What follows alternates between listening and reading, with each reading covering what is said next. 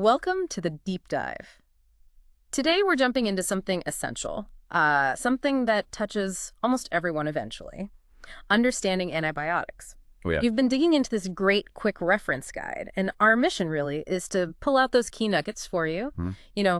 cut through the jargon, Yeah. and give you some practical, maybe even surprising insights into this really crucial part of medicine. Let's get started. Absolutely. And, you might think, quick reference, well, that sounds a bit surface level. Mm-hmm. But when you actually unpack it, even that concise info can be incredibly powerful, especially with drugs like antibiotics. Getting those essential details right is just vital. Yeah, for using them properly and maybe avoiding some common mistakes. Exactly that, avoiding pitfalls. And one thing that often catches people off guard, I think, is when not to use them. It's like a good place to kick off, right? Based on our guide. Definitely. It's a critical starting point.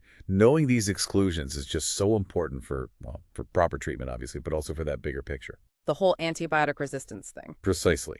Preventing misuse helps fight that global challenge. It's huge. Okay, so what are some of these when not to situations? I was looking at the list, and some are, well, a bit counterintuitive. They can be, like bronchitis, for example. Right. The source clearly says bronchitis usually doesn't need antibiotics unless it's pertussis causing it. Exactly. Most bronchitis is viral. And then there's allergic rhinitis, uveitis, any enteritis of the musculoskeletal system. Except osteomyelitis. That's the key exception there. Right, good point. Except osteomyelitis.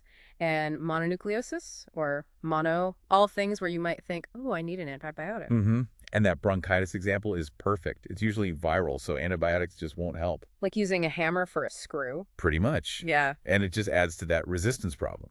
So knowing these specifics helps everyone, doctors, and crucially, you as the patient, avoid unnecessary use. Okay, so that when not to list is super important. But of course, antibiotics are lifesavers when you do need them. Absolutely essential. So what about the flip side? Key infections where the guide gives us those specific go-to treatments. I saw some clever memory tricks in there. Yes. These mnemonics are great.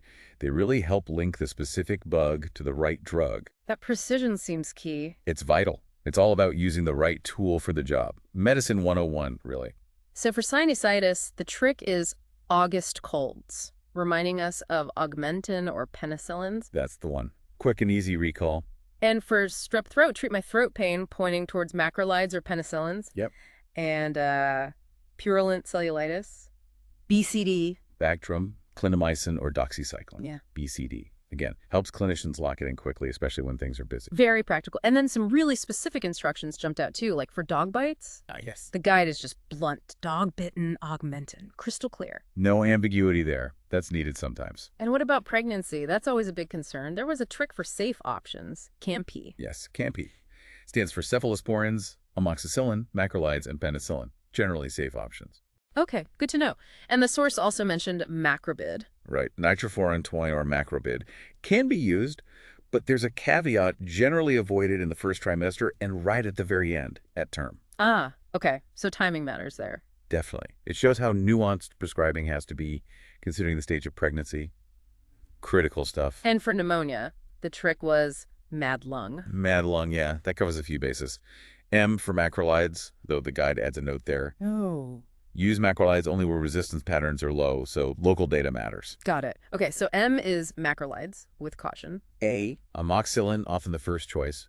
D, Doxycycline. right. And then L, levofloxacin, the fluoroquinolone, or sometimes augmentin plus a macrolide or doxycycline. So quite a few options depending on the situation. Exactly. Pneumonia treatment isn't one size fits all. Depends on local resistance, patient health, things like that. Makes sense. Now, beyond those maybe more common things, the guide also listed some really specialized treatments. Yeah, and these really hammer home the point that you can't just grab any antibiotic off the shelf. It has to be targeted. Very targeted. Specific bugs need specific weapons. Okay, so for instance, trichomoniasis and bacterial vaginosis, the guide says metronidazole or Flagyl. Correct. Flagyl is the go-to there. Chlamydia gets doxycycline, which is vibromycin. Uh-huh. Gonorrhea needs ceftriaxone, given as an injection intramuscularly. Right, an IM shot. And syphilis, penicillin G, benzathine, also IM. Yep.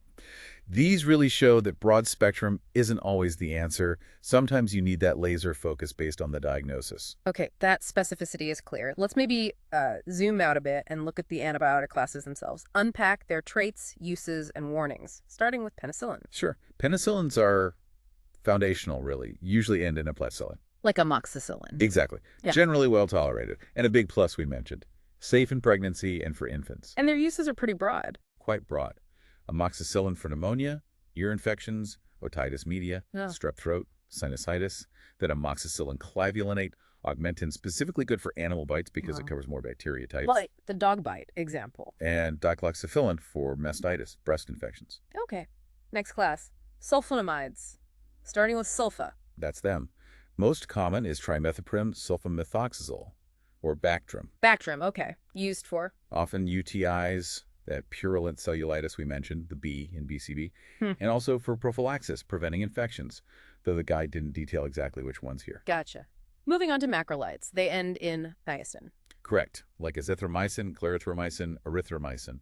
A common heads up with these is GI upset. Ah, so stomach issues. Good to know. Yeah, fairly common, usually manageable, but good to expect it maybe. Uses include pneumonia, pertussis whooping cough, and clarithromycin specifically as part of that triple therapy for H. pylori. The stomach ulcer bacteria. That's the one. Okay. Then cephalosporins. They have ceph or ceph in the name. Right, like cephalexin or Kiflex. Yeah. These are useful because they're often a good alternative if someone has a penicillin allergy, but only the non-severe, non-IgE mediated kind. Important distinction. Very. And they're also considered pregnancy safe. Good. Now, fluoroquinolones, ending in floxacin.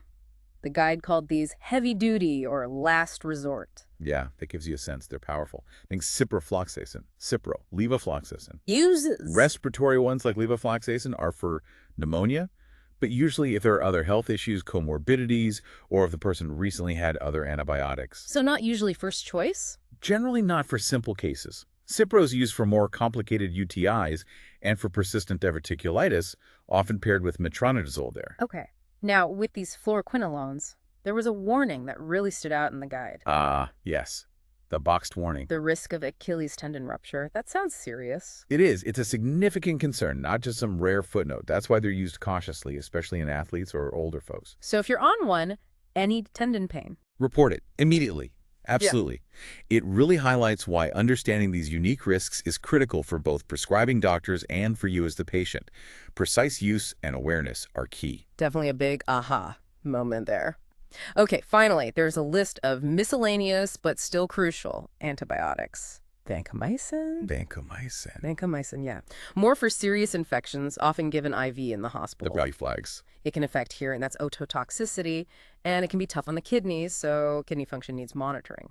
Also, watch out for vancomycin flushing syndrome, VFS. Flushing syndrome, what a rash. Looks like a bad sunburn, kind of red man syndrome, usually related to how fast it's infused. Okay, then clindamycin, Cliacin.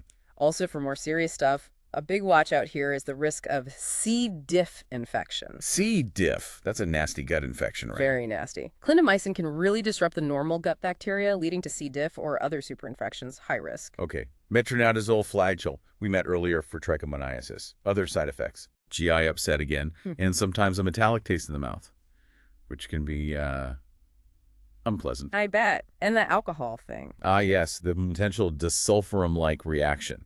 Severe nausea, vomiting if you drink alcohol. The guide notes this is actually debated now in the literature. Oh, really? Yeah, how clinically significant it is. But the standard advice is still definitely avoid alcohol while taking it. Better safe than sorry. Makes sense. Okay, tetracyclines end in EC-cycline, like doxycycline. Exactly. Generally avoided in pregnancy, they can affect fetal bone and tooth development. Big exception is Rocky Mountain spotted fever. RMSF. Why the exception? Because RMSF is life-threatening, so the benefit of doxycycline outweighs that potential risk in pregnancy. Got it. Side effects for tetracyclines? Nausea, vomiting, diarrhea are possible. And photosensitivity is a big one. Meaning? More susceptible to sunburn. So you need good sun protection if you're on a tetracycline. Uses include RMSF, Lyme disease, purulent cellulitis, the D and BCD, and pneumonia. Okay, nearly there. Nitrofurantoin, macrolide. We mentioned it for pregnancy. Right. First line for uncomplicated UTIs. Key point. Avoid if kidney function is significantly decreased. It won't work as well and might build up. Good to know. And last one, rifampin or rifidin. Primarily used for tuberculosis, TB. It has a very memorable side effect. Like Right. it turns bodily fluids, urine, sweat, tears a red-orange color. Wow. Red tears. Yep. It's harmless, but imagine the surprise if you weren't warned. Definitely need patient education on that one. Absolutely. Also need to monitor liver enzymes with rifampin, and importantly, it can make birth control pills less effective. So, need backup contraception. Definitely. Crucial point. Wow, okay. That was quite the tour through the world of antibiotics. It really shows how much you can pull from even a concise guide when you dig in. Doesn't it just? But we covered that surprising list of when not to use them, those clever memory tricks for specific infections. The Campy and Mad Lung type things. Exactly. And then we really got into the weeds on the different classes, their characteristics, uses, and some pretty serious warnings, too. Yeah, and hopefully distilling all that knowledge helps empower you, the listener, helps you engage more critically with your own health info. Right. Because understanding these powerful meds, the nuances, it means you can ask better questions. Right? Absolutely. You become a more active partner in your healthcare. That leads to safer, more effective treatment. That's the goal. So thinking about all this, how specific these drugs are, how powerful those warnings, here's something to maybe mull over. How might this knowledge change how you approach your own health decisions, or maybe those conversations you have with your doctor or pharmacist next time?